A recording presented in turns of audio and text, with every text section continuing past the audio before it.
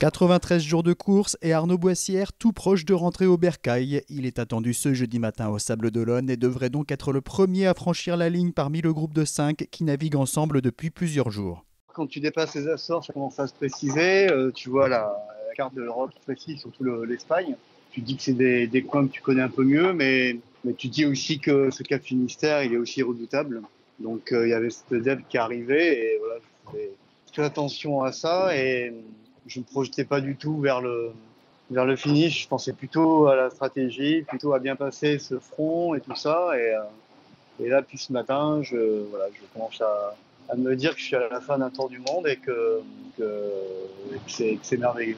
Ces dernières heures, le skipper de la Micaline Artisan Artipole a pris une option différente de celle du japonais Kojiro Shiraishi. Ce dernier va donc certainement arriver quelques heures après le Sablé.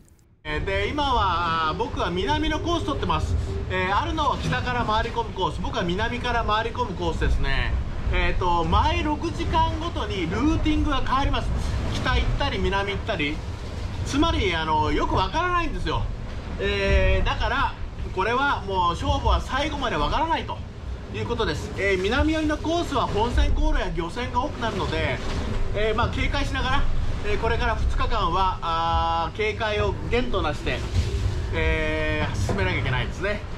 ということで、あと2日間精一杯頑張ります。以上です。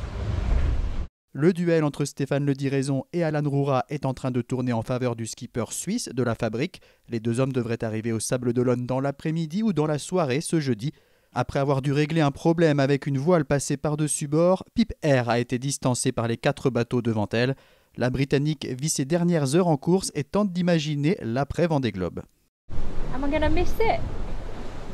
I am, yeah. I mean, I'm really going to miss this because, you know, it's been everything for such a long time, and the race itself, you know, has been incredible, and I've loved the intensity of it and the focus and just knowing exactly what my purpose is every single day.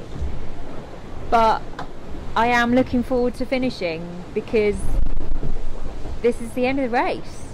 And all of these things, you know, they have to have an end. I would have sailed, raced, single-handed around the world. That's quite incredible. That is really quite incredible. Entre les Açores et le Cap Finistère, l'Espagnol Didac Costa avance à une quinzaine de nœuds. Derrière, le trio Giraud, Meron, Cousin s'est étiré et a remis de l'Est dans sa route. Les 3 skippers vont devoir naviguer en bordure d'une grosse dépression.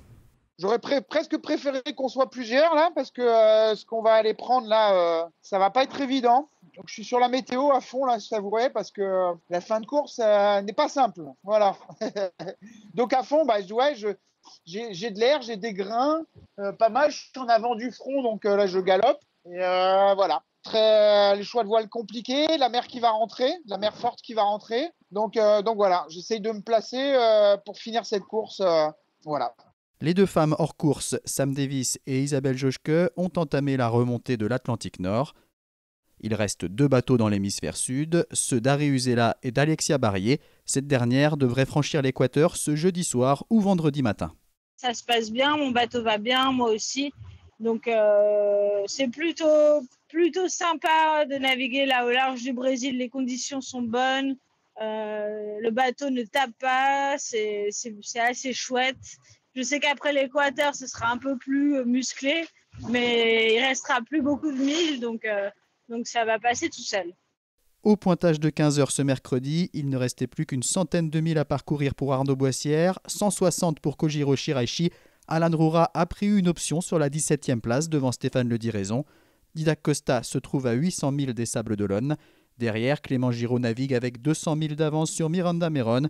Manuel Cousin, 23e, est à 2000 milles de l'arrivée. Alexia Barrier et Ari Uzela en ont bientôt terminé avec l'Atlantique Sud.